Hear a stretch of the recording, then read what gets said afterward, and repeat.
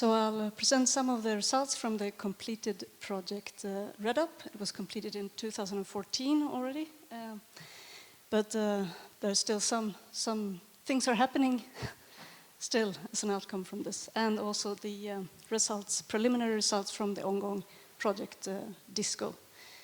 And they both concern spent nuclear fuel and its dissolution. So quickly and to the point, I thought I'd try to introduce the topic and why we do what we do. So we need to provide input data to the consequence calculations that are a part of the safety assessment of deep geological repositories for spent nuclear fuel. This chart that you see to the left of the image is an example from the SKB safety assessment ESSER site. And the red arrows point towards where the spent fuel data is an input to these consequence calculations. And I should point out that the consequence calculations are only really relevant in the scenarios where we cannot rule out that the spent fuel canister has failed, so that the water comes into contact with the fuel. So obviously we need the radionuclide inventory in the fuel and its distribution in the fuel. We will also need to know how it is released, so that comes the spent fuel dissolution rate. We also need some information about the solubility of the radionuclides inside the filled canister. So that's to the point, at the end of the day, what we need to provide. Spent fuel is a complicated material, which is the other images I'm trying to illustrate this. There is one image of a cross-section of a real spent fuel, where you can see all the gaps and fractures in a cross-section of the rod with the cladding around it. Inside, you will have grains of spent fuel matrix and grain boundaries and secondary phases and fission gas bubbles. And it's a structurally and chemically complex material, because the radionuclides also are distributed according to their different chemical characteristics in there. So I go to the introduction of the two projects. REDUP it was a small project in the frameworks, the 7th framework. It was only 3 countries, so Sweden, Finland, and UK, with only 3 research institutions and 2 waste management organizations. Our aim was to reduce some remaining uncertainties when it comes to the dissolution rate of the spent fuel. We also aim to train some young scientists for the future needs in our field. The aim was also to study the spent processes on the surfaces of the spent fuel matrix. So we looked at materials that are the same structure as the uranium dioxide, which makes up the spent fuel matrix. So this is the fluoride structure. So we studied calcium fluoride, cerium dioxide, thorium dioxide, and also uranium dioxide. So I was mentioning the surface and the surface changes. So there was also the issue of the high energy sites on samples and how they may affect the rates that we measure in the lab.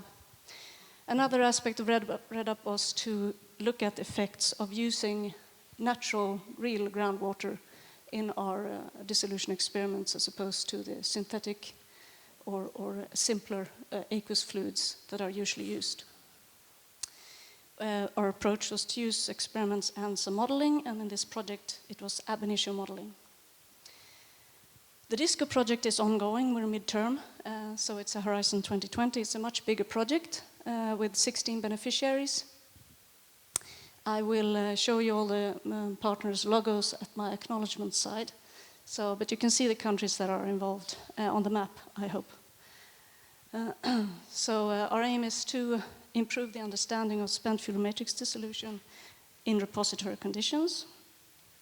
DISCO actually stands for Modern Spent Fuel Dissolution and Chemistry in Failed Container Conditions. So the main thing with the modern fuel is that it's now being introduced fuels that have additives, so we call them doped fuels. It's chromium or chromium aluminium, And we also need more data on MOX fuels, which is not very much data now. So up to now we have collected some data on conventional fuels, but these new fuels, these new modern fuel types, we're still lacking data. So we're using in this project both real spent fuel and synthesized model materials. We also aim to disseminate the new knowledge and to reach a wider community through training and mobility measures. And for this, we have an associated group, and I hope you can see the green points on the map here, which involves organizations from the different countries. It's Czech Republic, Lithuania, Hungary, Poland, and Slovenia, and also France. There's one organization from France. So. But anyway, what I have not put on this slide, I realize, is that we also have an end user group, of course, with representatives from the waste management organizations from all the countries involved, as well as regulators from these countries. So in REDUP, the main thing with the methods used, where we have the experimental work and we also had modeling work. In the experimental work, we had synthesized the materials with the fluoride structure in order to mimic some structural aspects of the spent fuel matrix, such as the crystal structure, grain size, porosity, and the defects. These materials were used in dissolution in various conditions, alongside with the analysis of the aqueous solutions. And also afterwards, we looked at the samples with different methods. Here's an example of the thorium dioxide fragment, which was leached for 4 weeks, looked in the electron microscope. So I said for the modeling in this project, we used ab initio, so we used density functional theory in first principles modeling of a surface, which was 6 to 8 layers. We looked particularly also on the more complex surfaces of the crystal structure, so surfaces with terraces and steps. In combination with molecular dynamics and atomistic thermodynamics, we could simulate the reaction of water on the surfaces of these materials. The methods in DISCO, also we have the set of experiments and we have the modeling. We have, for the experimental setup, we're using real spent fuel. We're having some MOX fuel, we have chromium-doped fuel, chromium and aluminium-doped fuel, but we're also looking at standard fuel as a reference. And the model materials is uranium dioxide with and without the dopants that were mentioned, chromium, aluminium, but also gadolinium. And it's with and without alpha emitter as well to simulate alpha radiolysis. The dissolution experiments, the main target is to perform the dissolution experiments under reducing conditions, but we're also using some experiments under oxidizing conditions as a reference. We're also looking at the samples afterwards, post-dissolution. For the modeling, the aim is to improve the existing models through inclusion of iron corrosion, and also they hope to include the hydrogen effect and the effects of the metallic particles in the fuel. The approach is to use thermodynamics, chemical kinetics, electrochemistry, and reactive transport, and I've borrowed an image from previous projects in order to illustrate the whole system, that we need to really improve understanding of the different aspects of the system for the models. So I'm going through some results from REDUP, and then I'm coming to the preliminary results of DISCO. The cerium dioxide was studied at the University of Sheffield, and it points towards the role of defects and grain boundaries during the initial stages of the dissolution. We have initial fast dissolution, which is focused on the grain boundaries, and particularly you could see the effect of a crystallographic control, because grain boundaries with high misorientation angles went faster. We also have some effects of the intrinsic defects, so oxygen vacancies. It was introduced into the sample by incorporating a reduced cerium into the material and seeing how this material reacted during oxidized dissolution. And the lattice strain and enhanced oxygen mobility, which was created by the removal of oxygen vacancies, resulted in the disintegration of particles, preferentially along the grain boundaries. You can see On the image there, it's illustrated how it looked after the dissolution experiment. These results are presented in two papers, Korkil et al. 2014 and Korkil et al. 2016. So for the ab initio modeling and the reaction of water on the uranium dioxide surface, as I said, we used the combined molecular dynamics and also atomistic thermodynamics, and looking at more reactive surfaces, also the ones with the steps and terraces.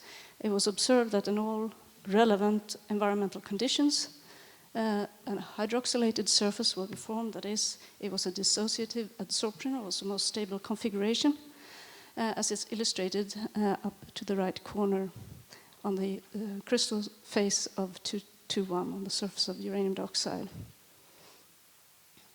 Sorry, and the results are presented in the paper of Maldonado et al. 2014. I did not mention that was performed at Uppsala University. So here are the results from the thorium dioxide studies performed at VTT in Finland. It has provided some insight by using isotopic tracer. So the isotopic tracer of 229 thorium was used to track surface processes. And what is observed is that we have a continuous change in isotopic composition of the aqueous solution along the time of the dissolution experiment, and it passed something like 500 days on this graph we see over here. So what this means to us is that there's still ongoing dissolution and precipitation reactions in the system, even though there is an apparent chemical equilibrium in the system. And Emmy, who was working on this, also had a chance to observe the surface afterwards using alpha spectrometry and found a thin surface layer which is about max 0.1 micrometer thick that contains the 229 thorium along with daughter nuclides of both of the thorium isotopes in this thin surface layer. These results are presented in two papers given there, Molecular et al. 2017, and is also part of her PhD study that she was performing during the REDUP project. The studies on uranium dioxide in natural groundwater was also performed at VTT. It was using Finnish groundwater and 3 groundwaters with different salinity. These experiments also used isotopic exchange, and through that method also a fractional dissolution rate can be calculated.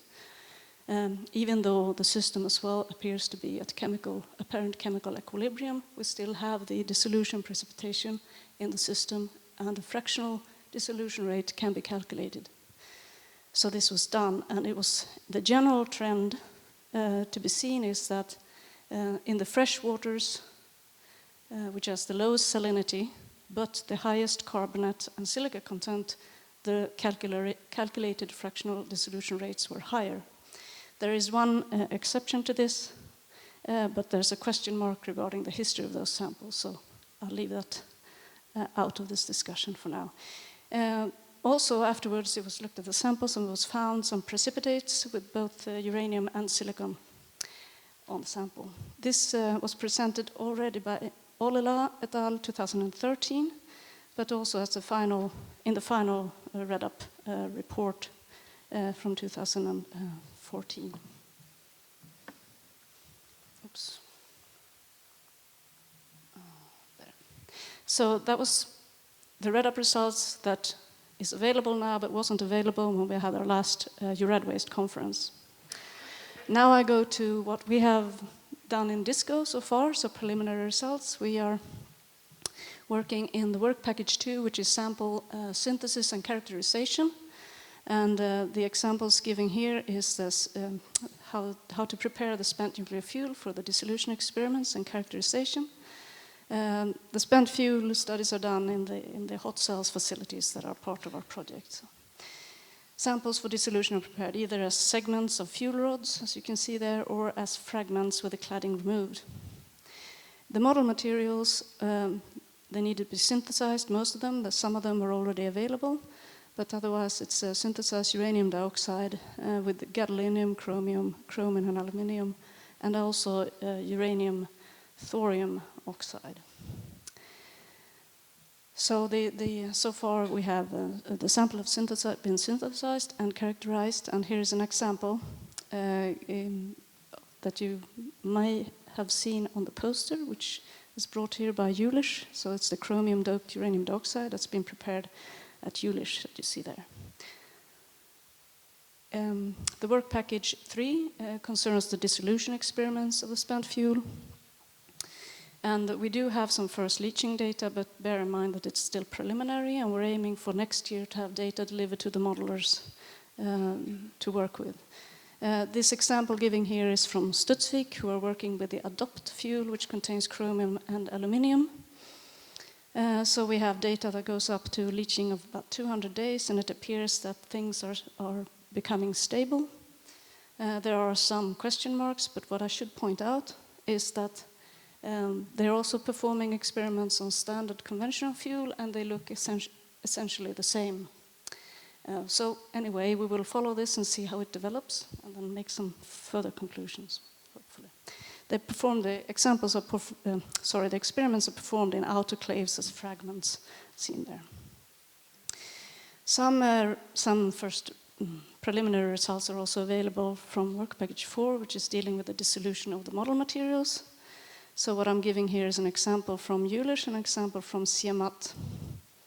And in EURADWASTE, this is uranium dioxide that where the effects of radiolysis have been simulated by adding hydrogen peroxide.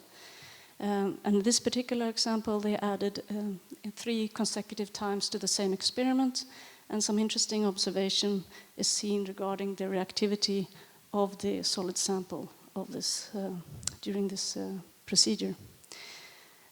In CIEMAT, they have used their chromium-doped uranium dioxide under hydrogen in an autoclave, and the good thing for us is that not very much is happening. It looks like the uranium is still happily lying at around the solubility level for uranium-4. They're still working on this, of course. This is preliminary data, so they will be using the other aqueous fluids that's part of our experimental program. We'll see how things go then. In the chemical modeling, we have four different approaches.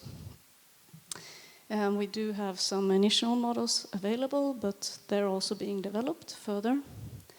So far, when it regards to the thermodynamics, we're looking at the solid state. So we have some calculations ready for the assumed ideal solid solution, which points toward having chromium-3 in the spent nuclear fuel, which is appears to be good news, since it doesn't really affect the oxygen potential much in the spent nuclear fuel. In order to develop the model matrix alteration model, the approach is to use interface coupling, COMSOL, multiphysics, and Freak-C, and using chemical kinetics and reactive transport. So this is still under development, but there is an example from Amphos here with one part of this, which you can also observe on the posters in the poster session, which you might have seen, where the reactions involving oxygen, hydrogen, and hydrogen peroxide, which is occurring at the spent fuel surface, has been modeled and compared with previously available data. Modeling has also been done to understand the reactions and processes going on in the MOX dissolution experiment that we're working, especially with the unirradiated MOX experiment.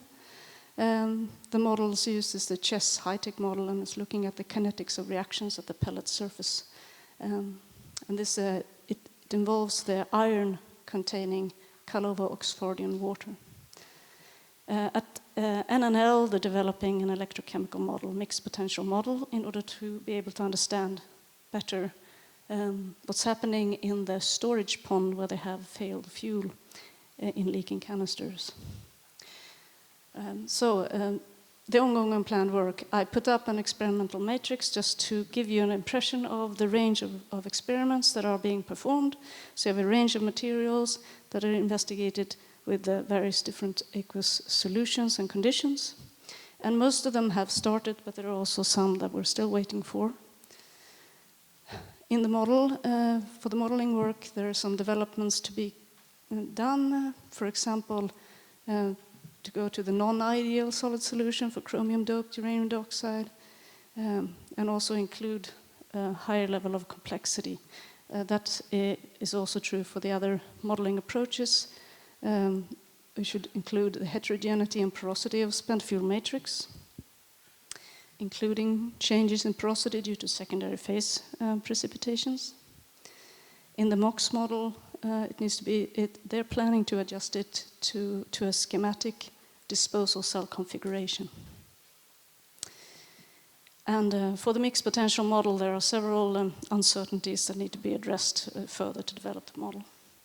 As I mentioned also that next year we aim to have data available for all the modelers to be using from the DISCO project. So I put in the discussion slide, so briefly what we know, and I found an old image from the end report from SFS, was a project in the 5th framework program, but somehow I found that it still illustrates our knowledge today. We have on the y-axis, the fractional dissolution rate that determined and that we're using today is based on experiments made with conventional spent nuclear fuel and uranium dioxide under reducing condition, that is with an overpressure of hydrogen. So, and then we have the dots and the lines are the results from the modeling that was at the time. And the main point to show is that there was a gap between what the models predicted and what we saw in the experiments for the earlier times of the safety assessment period. So, in fact, we still have some knowledge gaps that relate to this. For example, how do we model the hydrogen effect? I don't know if I mentioned it earlier, but there's a central theme really in our work, is that we see an effect of hydrogen. So how do we model this at a fuel-water interface? We approach this in DISCO. How do the central theme also here is the additives, the dopants. How do they affect the electron transfer reactions that occur at the interface? How do water chemistry, for example, pH and different complexing agents, affect the dissolution? And also, is there a hydrogen effect when we do not have metallic particles involved? There are indications about this. And finally, there are 2 points where we may or may not directly address these in the ongoing project, but it's still quite central. What is the driving force and mechanism behind the observed continued recrystallization and isotope exchange at apparent chemical equilibrium? And what secondary precipitates will form or can form? Do we find amorphous uranium dioxide? Or in the case of silicon-containing waters, do we find coffinite? And how does this affect the radionuclide release? So in summary, the REDUP is a completed project. We have several papers that were published after the project was finished. It showed towards the importance of grain boundaries and defects during the initial stages of dissolution and the disappearance of high energy sites that affected the laboratory results. The ab initio model showed us an atomic scale view of surface modification during the reaction with water. We also got some calculated dissolution rates that indicated that using in the fresh water, the dissolution rates were faster. The DISCO project is ongoing, so we're midterm, and we study spent nuclear fuel and model materials, and we're looking particularly at the effect of dopants in the fuel. The experiments are ongoing, so we only have now preliminary data, and we are using different modeling approaches to understand the system. And we also hope to provide good communication and training to include the associate group and therefore contribute with knowledge transfer and management, hopefully. So here's the acknowledgement page where you can see all the partners and their logos, so I hope nobody is missed. Thank you very much to all the participants and to Euratom for the funding. Thank you.